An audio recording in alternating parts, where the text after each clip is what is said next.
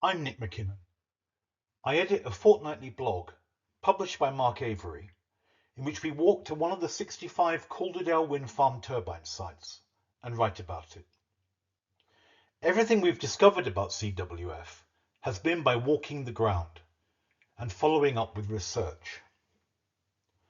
The argument of this presentation is that CWF is expensive and grindingly slow to build because it is remote, yet surrounded by densely settled valleys. And this makes it a huge imposition on the bill payers, many of whom are suspicious about all wind power, and all of whom must pay for the electricity CWF will generate. CWF is so bad that it's an own goal if you care about climate change. It will emit a lot of CO2, waste a lot of money that should be spent on efficient wind farms, and will rightly incense the bill payers. This huge open space is surrounded by the homes of hundreds of thousands of people in Haworth, Keighley, Silsden, Cowling, Colne, Nelson, Burnley, Todmorden, Hebden Bridge, Mytholmroyd, Halifax, Queensbury and Denham. These are former mill towns reinventing themselves, sometimes brilliantly, after the collapse of textile manufacture. This huge moor, buzzing with wildlife, is part of the social capital of some of the most deprived towns in England. CWF punches a hole in the middle of this remarkable open space.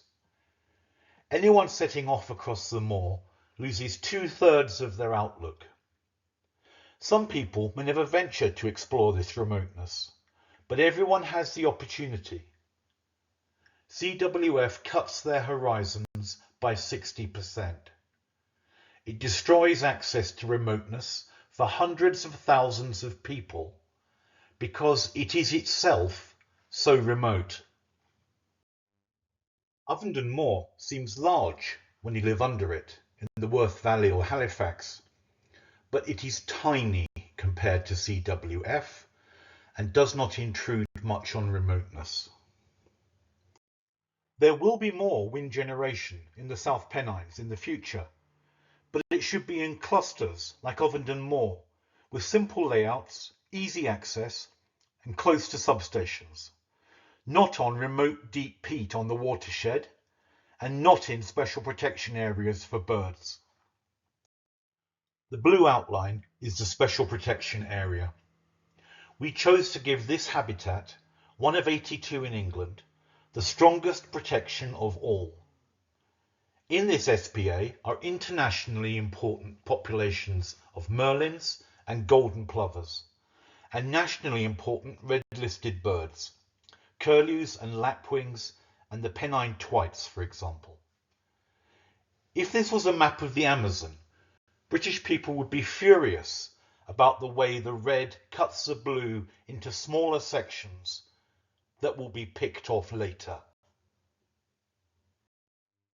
Walshaw Moor, which contains CWF, is owned by Richard Bannister, and he has sold the CWF land to WWRE, of whom more later, subject to planning.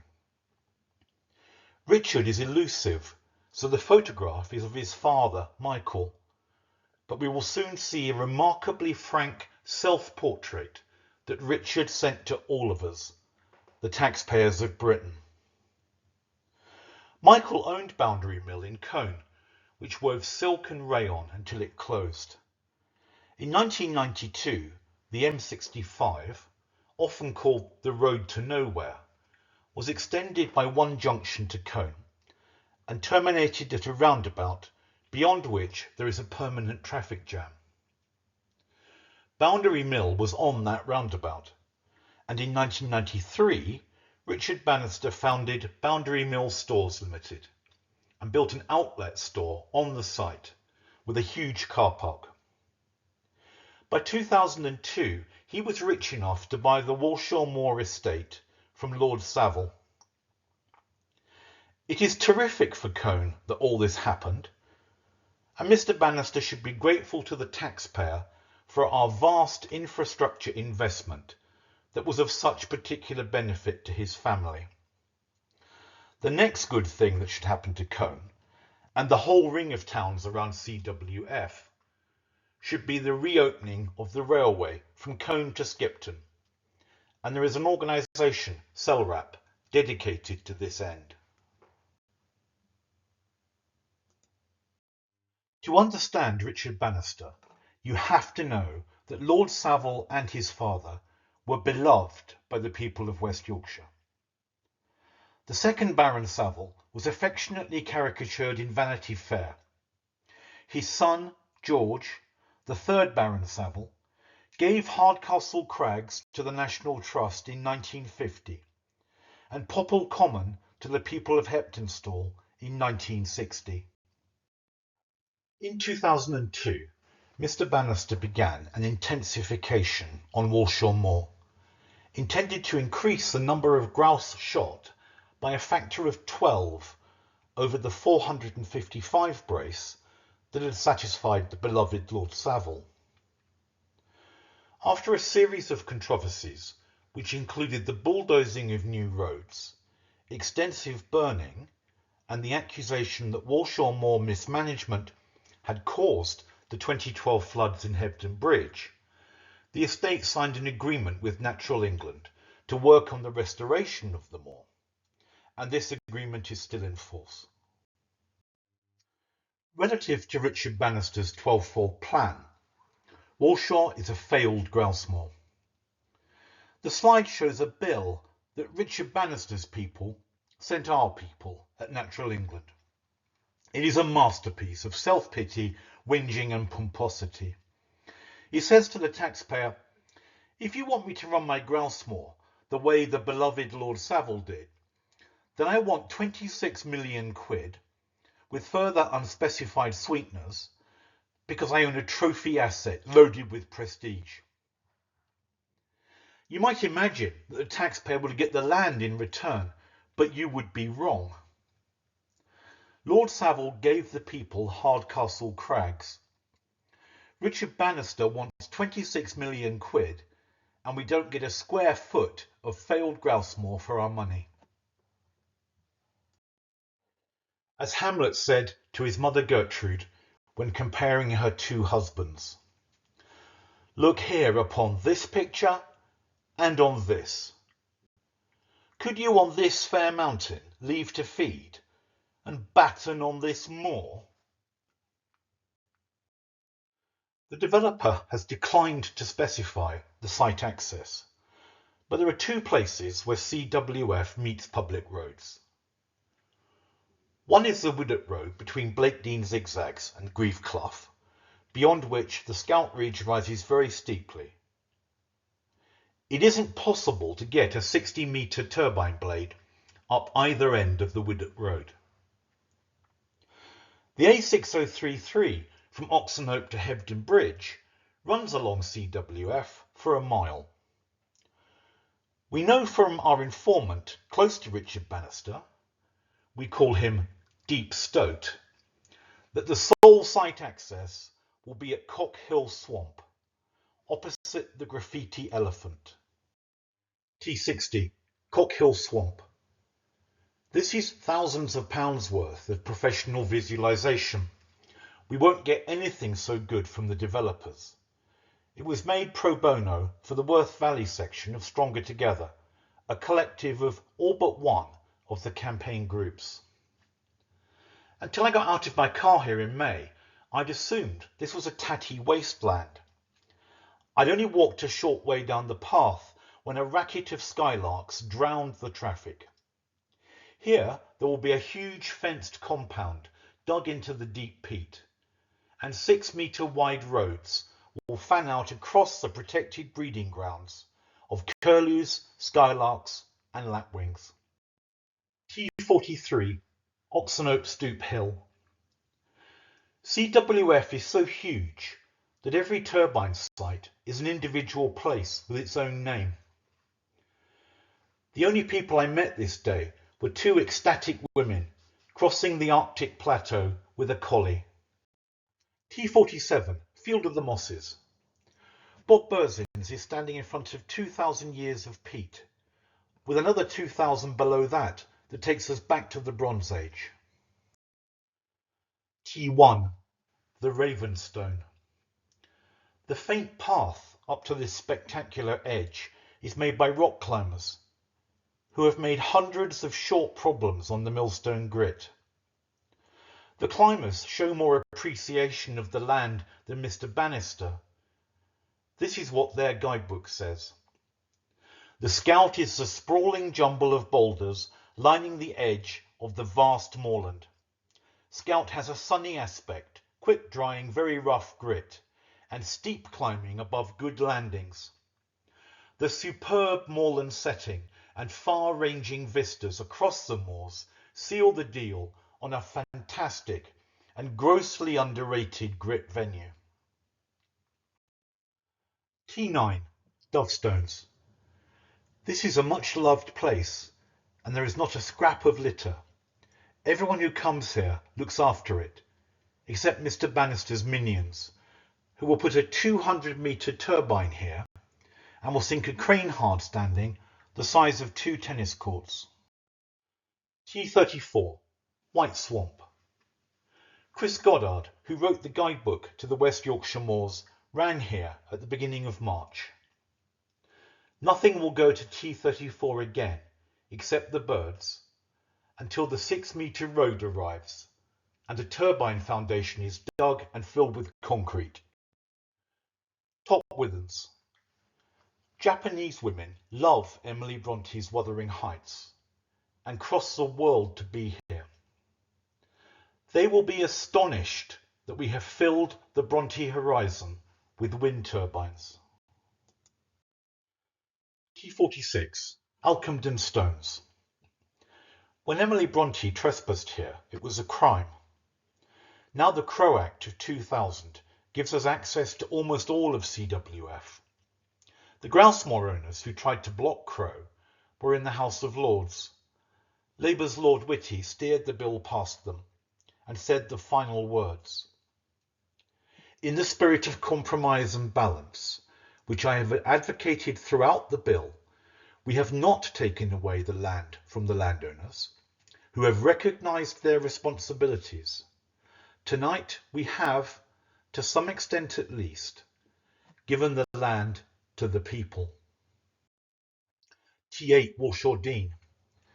2025 is the Diamond Jubilee of the Pennine Way, a sinuous institution of our democracy.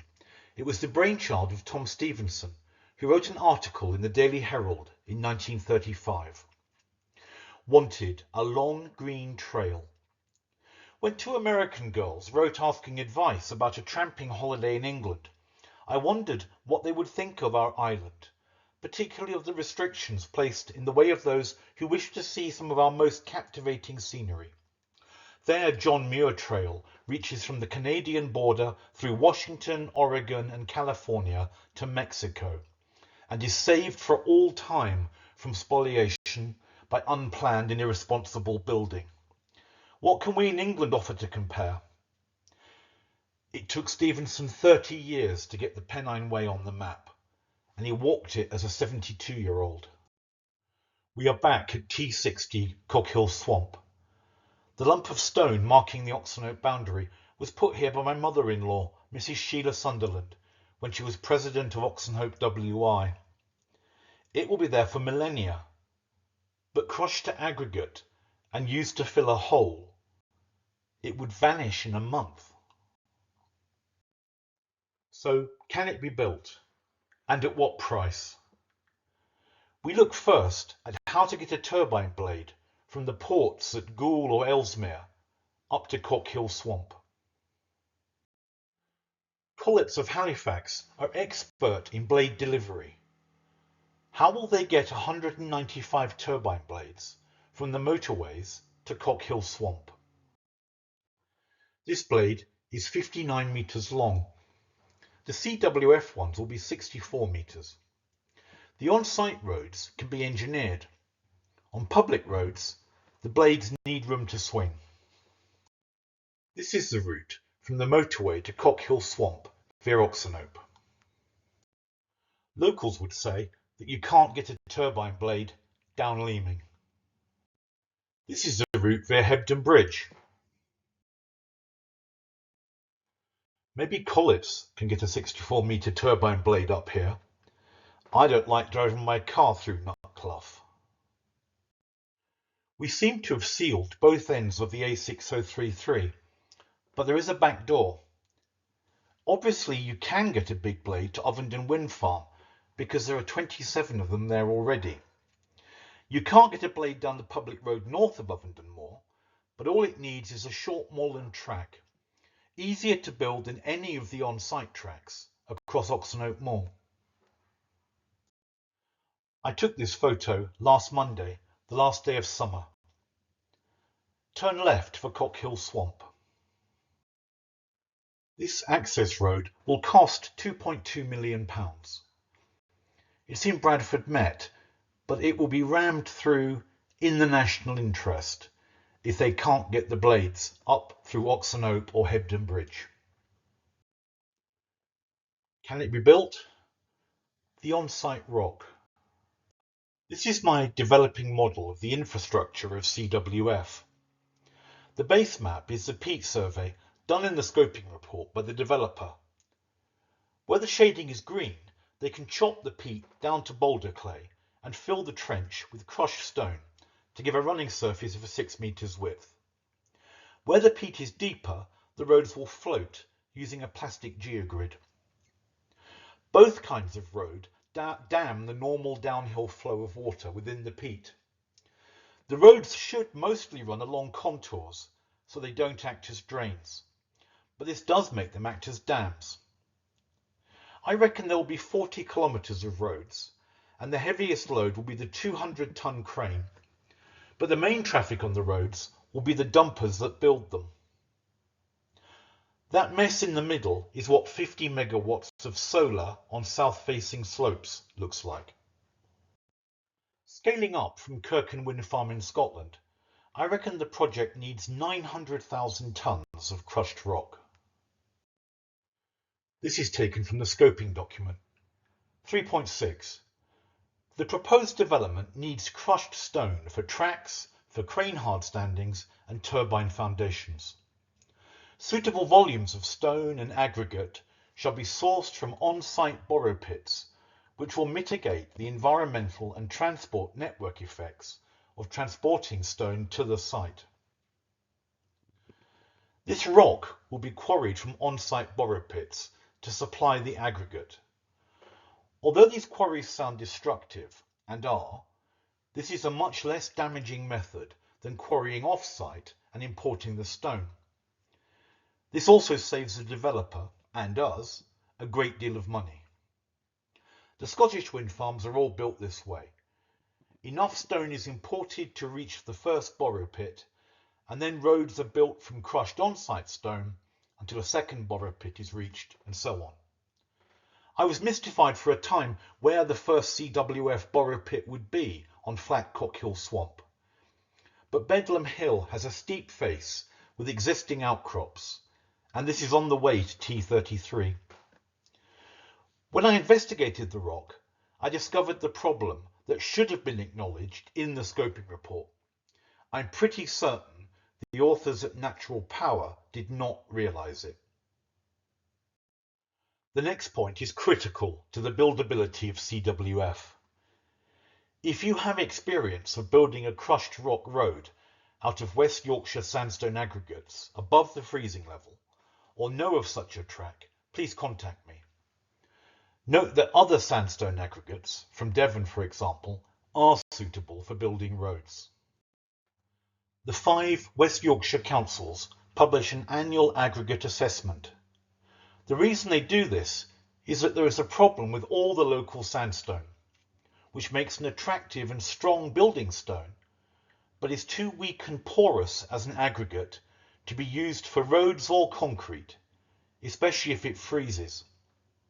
It seems likely that all the crushed rock for CWF will have to be imported limestone.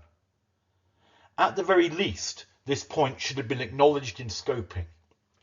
Instead, the report lovingly details a tiny flake of flint found in Walshaw Dean and completely ignores the weakness and porosity of 900,000 tonnes of West Yorkshire aggregate, which has been known about for 70 years. From West Yorkshire Local Aggregate Assessment 2023. The aggregate resource in West Yorkshire is limited. The geology of West Yorkshire means that indigenous supplies of aggregate for use in concrete and road building are difficult, if not impossible, to obtain. 1.2.3. Sandstone is quarried for building stone. At many sites, the waste is crushed to aggregate, which is too weak and porous for concrete or road building and is used for bulk fill. 3.1.17. Aggregate flows into West Yorkshire are shifting to more distant supply areas, causing environmental effects and climate change impacts associated with hauling minerals over longer distances. There is a lot more evidence about the West Yorkshire aggregate problem lined up in my blog on T54 Bedlam Knoll. The roads on CWF must survive at least 3 freezing winters while the project is built, and still be serviceable for the 200-ton crane 25 years later when the turbines are dismantled. The 5 councils, and all geological opinion for at least 60 years, says the on-site rock is too weak and porous as aggregate to make roads or concrete. Crushed rock tracks in West Yorkshire are made of imported limestone. 3 limestone quarries are shown at FCC Darrington, Tarmac Swindon and Heidelberg Horton, which is the most likely source. The lorries will trundle past the Bannister-owned Coniston Hotel and luxury spa. So that's something. FCC Darrington say, the hard magnesian limestone produces high quality aggregate for use in concrete manufacturing as well as roadstone for highways works. They quarry 400,000 tonnes per year, so not quite enough if CWF takes the lot. Most of the stone from Tarmac Swindon in the Dales is exported by rail, but there can be up to 42,000 lorry journeys on the B6265 per year, so CWF would use about half of them. At Heidelberg in Horton, the permit is for 600,000 tonnes per year by road. Of course, it isn't necessary to use virgin limestone for the whole project. Recycled crushed concrete could also be imported, but the depots are even further away. For the continuous chain from quarry to Cockhill Swamp, the most efficient would be a fleet of 30 of these articulated tippers, carrying 29 tonnes of limestone each.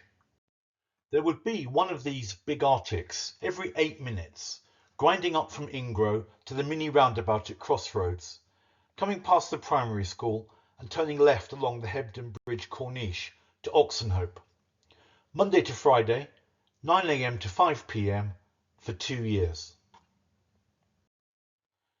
And the same Arctic has to go back empty, so there will be one of these going down the narrow roads past the lines of terrace cottages every 4 minutes. There are times of day when the fleet of 30 would be queued up through Keighley town centre. Can it be plugged in? Yes, but into what, when, and for how much? This is the embedded capacity register for Electricity Northwest. You can be a user of this huge spreadsheet just by giving an email. Cold facts about CWF are hard to find, and the website and scoping document are full of lies and mistakes, but they had to tell the truth to the local electricity board. I don't think anybody at WWRE, if there actually is anybody at WWRE, thought anyone would check the embedded capacity register. The register details all the generators who are connected or accepted to be connected to the substations. Until the grid reforms being enacted right now, the register was a queue for generators waiting for a connection. The filters Wind and Rochdale finds the CWF entry, and the point of connection is given to the nearest meter.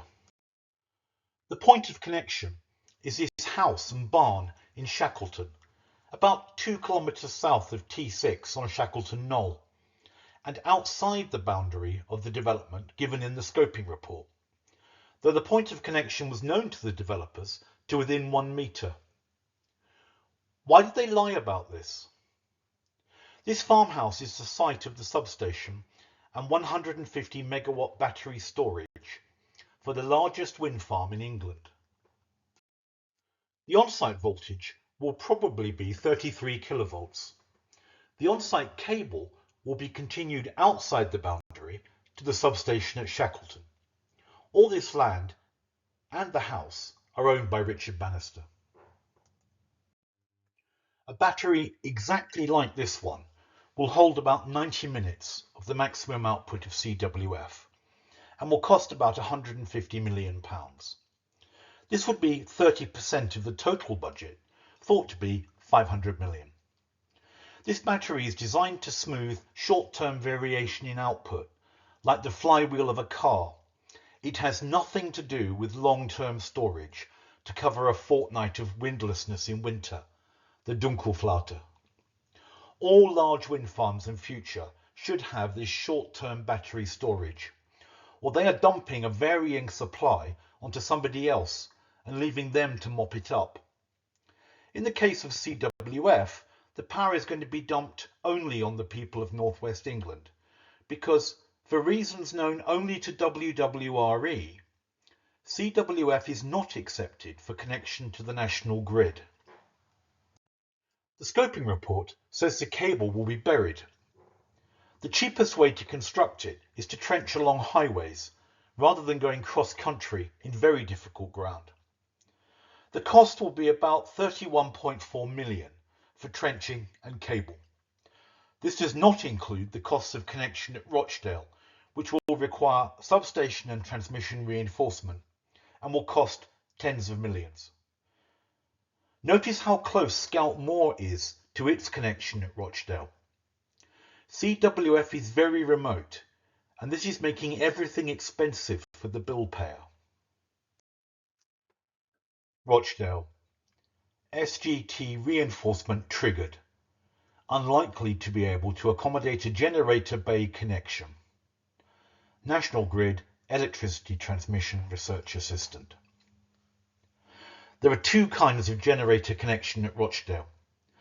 The 400 kilovolt national grid is already full to bursting, and as their announcement makes clear, reinforcement has already been triggered, which means the substation is in the queue for substantial grid expenditure, just to connect what is already booked. CWF needed a generator bay in this 400 kilovolt system, and they have not succeeded in getting one. The scoping report says this: an application to National Grid has also been sought as an alternative. This is an odd form of words, even by the standards of the scoping report. At Rochdale, CWF is only in a queue to be plugged into the local DNO, the distribution network operator, at 235 kilovolts, not the national grid at 400 kilovolts. The DNO is who you contact if you have a power cut or want to install solar panels. You don't ring up the national grid because your toaster is on the blink. Following grid reforms which were already underway, being in the register does not keep your place in the queue if faster, simpler wind farms need to connect. If Calderdale decide to build a couple of 50 megawatt community clusters on land they have already earmarked, they will be put ahead of CWF. Because CWF is plugged into the DNO and not the national grid, its power fluctuations from 0 to 240, average about 82, can only be balanced locally The diagram shows that a 240 megawatt power station would usually be connected to the national grid. CWF's output will be invisible to the National Grid Control Centre in Wokingham and not part of its balancing systems, pump storage, large-scale battery farms, the interconnectors and nuclear power stations. All the other wind farms at Rochdale, which are much smaller than CWF, are plugged into the national grid. Their power is visible and can be exported to where it is needed in bulk. Is settling for an inappropriate connection at Rochdale a sign of the impatience of the developers? Why can't they wait for the national grid to build a new substation with a generator bay for them at Rochdale? One reason for their impatience is that this complex, destructive, highly controversial, expensive, grindingly slow wind farm has no chance of being accepted by DESNZ if it is not among the first wave called in. There will be a tsunami of simple, cheap wind farm clusters not built on peat, and the dirty offshore wind farm built onshore model of CWF will be a dinosaur in an age of mammals. CWF needs a high strike price for their electricity to pay for the expensive and grindingly slow build. They won't get a high enough price for their lumbering wind farm with long umbilical cords to Ovenden and Rochdale if they are bidding against fast, agile schemes. Now we shall unpack some of the lies on the WWRE Calderdale website. WWRE are investors, but their portfolio is minute, consisting of an unspecified percentage of 500 megawatts of wind in India, 300 megawatts of solar in Mexico, 100 megawatt of solar in Africa, and 20 megawatts of wind in the Caribbean. That's it, and these projects are all dated 2017. They have no reputation to lose, and this may explain the childish lies they have tried to get away with. This disclaimer from their tragic main website, which does not seem to have been updated since 2017 and might as well be hosted by AOL, gives an idea of how seriously we should take the statements of WWRE and the consultants they have hired for CWF. Neither we nor any third parties provide any warranty or guarantee as to the accuracy, timeliness, performance, completeness, or suitability of the information and materials found or offered on this website for any particular purpose. You acknowledge that such information and materials may contain inaccuracies or errors, and we expressly exclude liability for any such inaccuracies or errors to the fullest extent permitted by law. The biggest surprise in the embedded capacity register is the maximum power of CWF. It is only 240 megawatts. They can tell lies to the people of Calderdale and the Worth Valley, the RSPB, the CPRE and the National Trust, but they cannot tell lies to the Electricity Board. The maximum power is 240 megawatts. The WWRE website says up to 302 megawatts, but we now know that they've been accepted for 240 megawatts. This is the maximum when the wind is blowing hard, but not so hard that the turbines must be stood down to protect them. The DESNZ require a capacity factor of 34.1% for onshore wind in future, which is the annual average percentage of the maximum power. So CWF should produce 82 megawatts on average, ranging from 0 to 240. The reason they lie about the 302 megawatts is that they are lying about the number of turbines they have any intention of putting up. The true 240 megawatts divided by 5 megawatts per turbine is 48 turbines. They are lying to the bill payers, the RSPB, CPRE, National Trust and the MOD because they are planning a sting. At some point, probably at DESNZ, because Calderdale Planning Department are far too expert to grant CWF planning permission, it will be announced that after hard-fought negotiations about curlews, plovers, merlins and peat emissions, the project has been reduced to 48 turbines. We now know that would be a lie. WWRE don't want 65 turbines, and they would be horrified if they had to put 65 up. They want 48, and this is the baseline from which hard-fought negotiations about curlews and peat must start. If CWF is passed by DESNZ at 240 megawatts, then Ed Miliband has been played by WWRE. The claims about saved carbon, themselves built on the 302 megawatt lie, are the most monstrous. The figure of 426,246 tonnes of carbon saved is based on CWF's wind power displacing fossil fuel generation, including plenty of the dirtiest, which is coal. But there won't be any dirty generation for CWF's 82 megawatt average to displace, because the grid will have been decarbonised by the time CWF is connected. In fact, CWF will emit up to 64,000 tonnes of CO2 as the peat degrades. CWF, if built, would be the dirtiest power station in England. It is not in the national interest to waste the bill payers' money and everyone's confidence on remote, expensive, destructive, controversial, grindingly slow, dirty Calderdale wind farm. It would require DESNZ to set aside the highest level protection of any habitat in Britain. But it is in Richard Bannister's interest, relative to his hopes of a 12-fold intensification when he took it over in 2002, Mr. Bannister has a failed grouse moor, and he wants us to buy it off him, perhaps at £6,000 a brace, via a stonking strike price for the electricity.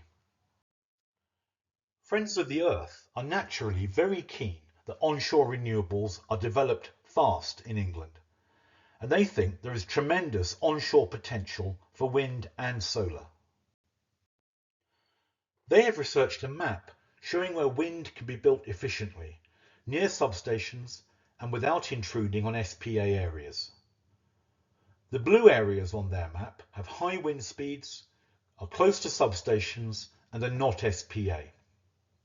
As you see, Walshaw Moor is left completely blank by Friends of the Earth, as is the whole SPA and the 2-kilometre margin they rightly add around each SPA because the birds can't see the boundary.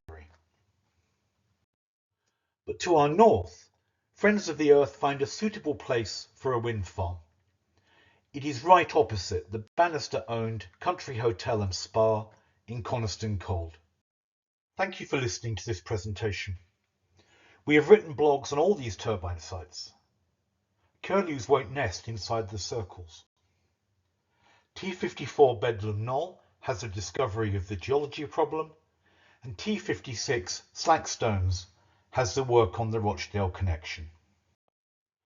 Thanks to Bob Burzins, Ali West, Stella King and Sheila Tilmouth, who have been with me on many of these turbine site walks and made crucial observations.